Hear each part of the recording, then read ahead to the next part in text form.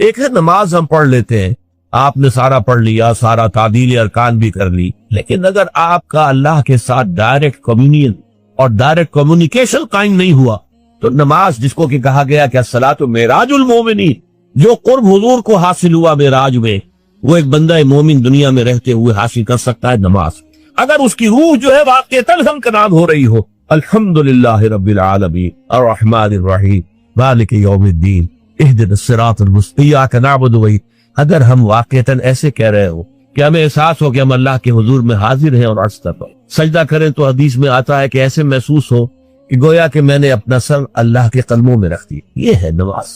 اب جو گفتگو ہو رہی ہے یہ ہم کلامی ہے، الصلاۃ معراج المومنین، اہل ایمان کے حق میں یہ نماز جو ہے یہ معراج کے درجے، لیکن یہ نماز کیسے نصیب ہوگی اگر روح سوئی ہوئی ہے، دبی ہوئی ہے، پسی ہوئی ہے، مزمحل ہے یا مردہ ہے؟ یہ نماز کیسے حاصل ہو؟ چاہے آپ پانچوں وقت کی نماز پڑھ رہے ہو، چاہے آپ نے ہیبٹ بنا لیا ہو نماز کو، چاہے کچھ بھی ہو گیا ہو، لیکن یہ کہ جب تک وہ روح بیدار نہ ہو، جب تک ہم کلامی نہ ہو، افلاک سے آتا ہے نالوں کا جواب آخر، اٹھتے ہیں حجاب آخر، کرتے ہیں خطاب آخر، جب تک یہ نہ ہو، جیسے کہ میں ایک حدیث قدسی انشاءاللہ آج سناؤں گا سورہ فاتحہ کے ضمن میں، کہ اللہ تعالیٰ کے سامنے جب کھڑا ہو کر انسان جب کہتا انی وجہت وجہی للذی فطر السماوات والارض حنیفا، دائیں بائیں سے بالکل اپنا تعلق کاٹ کر میں نے اپنا رخ کر لیا ہے اس اللہ کی طرف جس نے آسمان اور زمین کو پیدا ہے۔ اب یہ توجہ وجہ تو اگر یہ تو ہے چہرہ کو ہم نے کر دیا خانہ کعبہ کی طرف،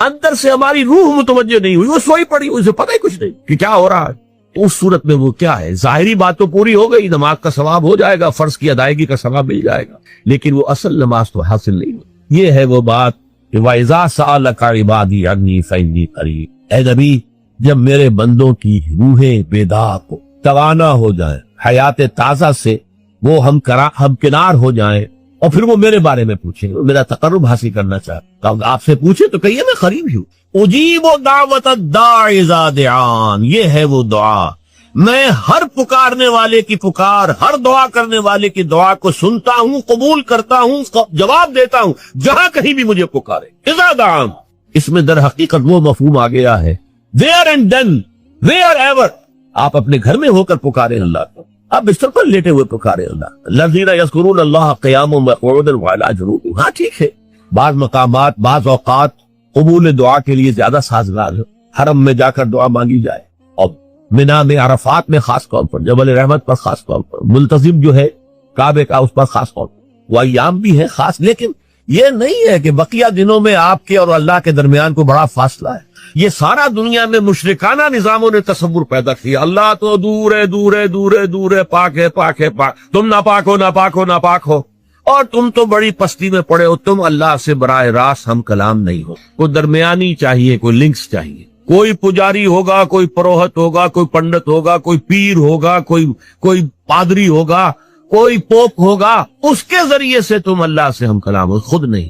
اور جب ذریعے بیچ میں آ گئے تو ان کی مٹھی گرل کرو، ان کی چاپلوسی کرو، ان کو بھی جو ہے چادریں چڑھاؤ، ان کو نذرانے پیش کرو۔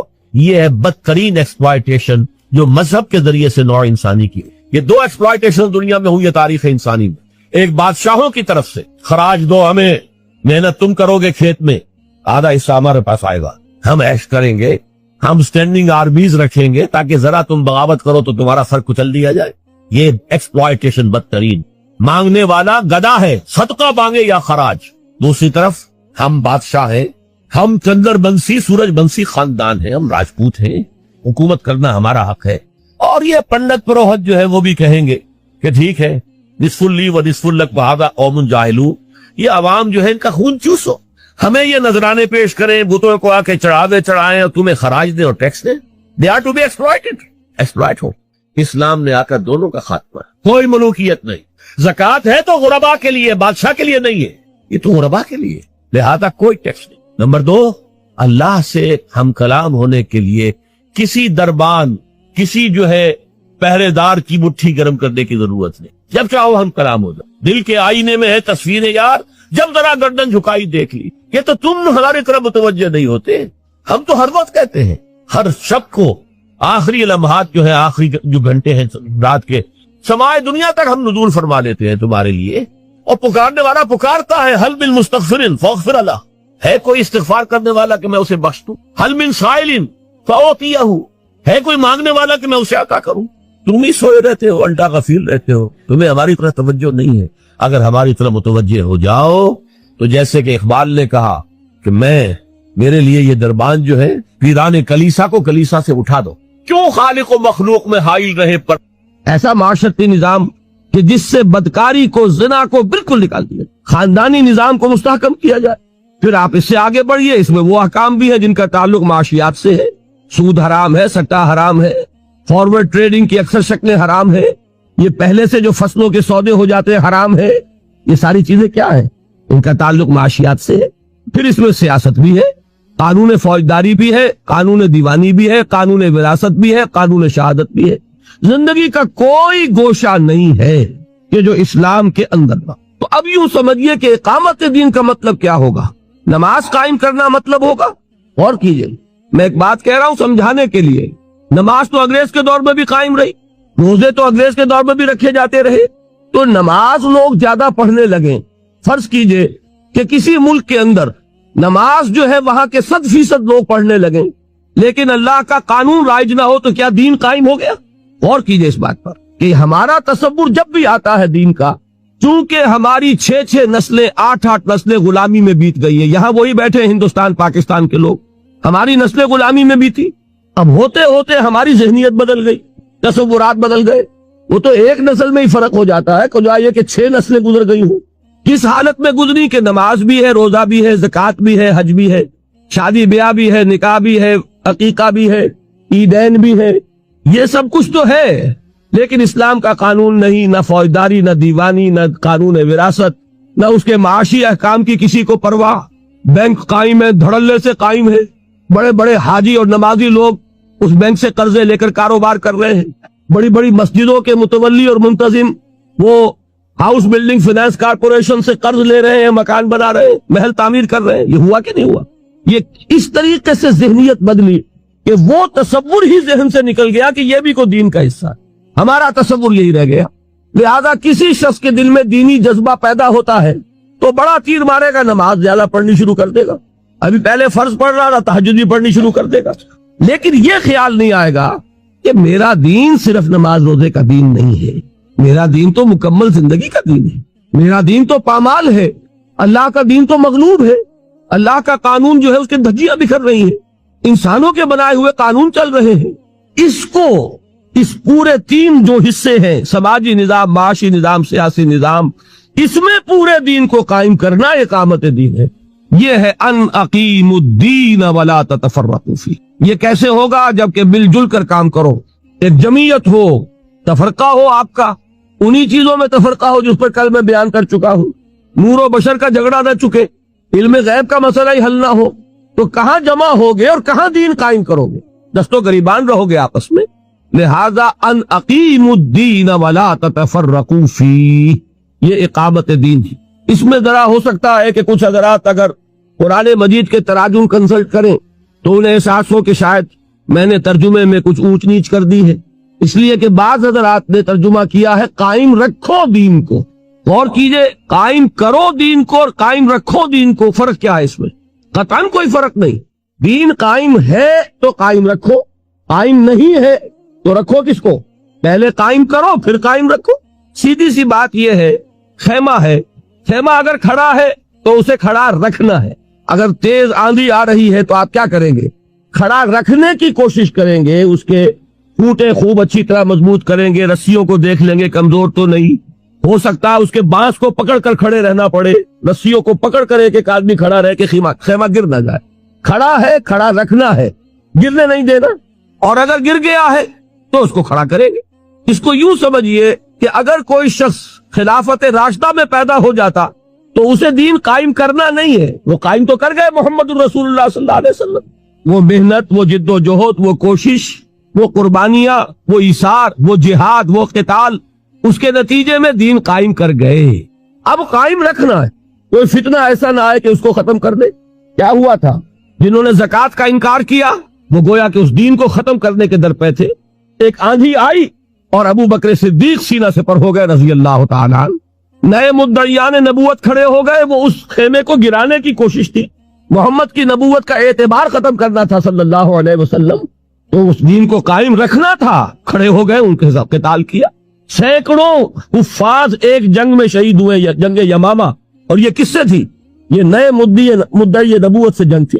تو یہ کیا ہو رہا ہے؟ ابو بکر صدیق کے زمانے میں دین کو قائم رکھا جا رہا ہے کہ حضور قائم کر کے حوالے کر گئے، اب اسے قائم رکھنا ہے، اور اب ہم جس حال میں ہے قائم ہے دین، تو رکھے کس کو؟ اصل میں یہ ہے مغالطہ، قائم کرو اور پھر قائم رکھو، یہی ہے۔ تو نتیجے کے اعتبار سے کوئی فرق واقع نہیں۔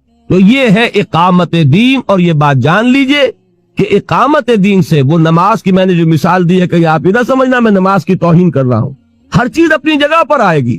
دین کو قائم کرنے کے لیے جو تربیت درکار ہے، اس کا سب سے بڑا ستون جو ہے وہ نماز ہے، لیکن دین کو قائم کرنا اس کے تقاضے کچھ اور ہیں۔ ایک مکمل نظام زندگی کی حیثیت سے اس کو برپا کرنا، قائم کرنا، غالب کرنا۔ تیسری اصطلاح وہ ہے جو قرآن مجید میں 3 مرتبہ آئی حضور کی بعثت کے ضمن میں، هو الذی ارسل رسولہ بالہدی ودین الحق لیظہرہ علی الدین کلہ، وہی ہے اللہ جس نے بھیجا اپنے رسول کو صلی اللہ علیہ وسلم الہدی یعنی قرآن حکیم اور دین حق دے کر، تاکہ غالب کرے اسے کل کے کل دین پر۔ یہ دین کا غلبہ، اس کے کیا معنی؟ دین کے معنی لفظی طور پر ہے اطاعت۔ اطاعت کا ایک نظام ہے، جیسا کہ کل میں سمجھا چکا، اولاد والدین کی اطاعت کرے، شاگرد استاد کی اطاعت کرے، جو آپ کے چودھری ہے، محلے کا چودھری ہے، آپ اس کا کہنا مانیے، لیکن ان تمام اطاعتوں پر اللہ کی اطاعت غالب ہو جائے۔ یہ ہے اظہار دین حق۔ جو اطاعت حق کا ہے، اللہ کی اطاعت حق ہے، اس اطاعت کو تمام اطاعتوں پر غالب کر دو، کوئی اطاعت بھی اس سے مستثنا نہ رہے۔ بات سمجھ میں آ گئی؟ لِيُظْهِرَهُ عَلَى الدِّينِ كُلِّهِ، یہ ہے 3 مرتبہ جو آیا مضمون قرآن مجید میں، سورہ صف میں، سورہ توبہ میں، سورہ فتح۔ تیسری اصطلاح کیا ہوئی؟ اظہار دین الحق علی الدین کلہ، عربی میں تو یوں بنے گی بات۔ چوتھی اصطلاح کیا ہے؟ یہ سورہ بقرہ میں بھی آیت آئی ہے اور سورہ انفال میں بھی۔ یہ دونوں صورتیں جو قرآن مجید سے کچھ واقفیت اور دلچسپی رکھتے ہیں وہ جانتے ہیں کہ یہ غزوہ بدر کے دونوں طرف ہے۔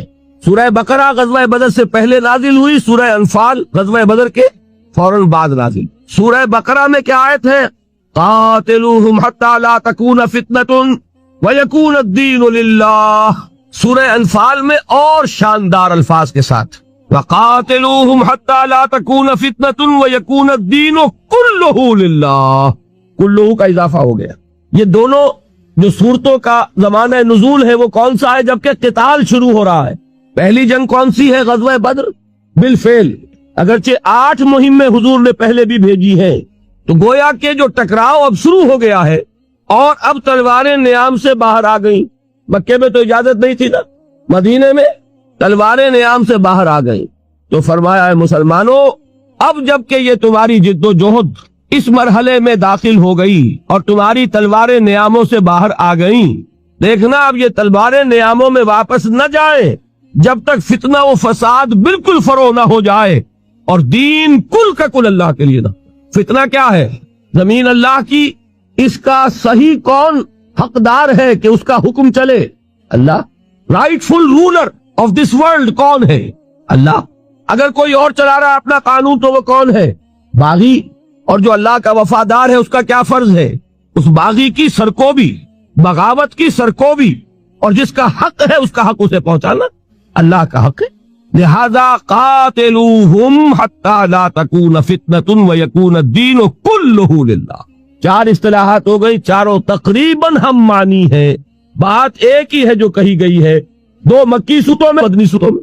5ویں اصطلاح حدیث میں، وہ بھی میں سنا چکا ہوں، بعض چیزیں تو صرف یاد کر رہے ہیں ہم۔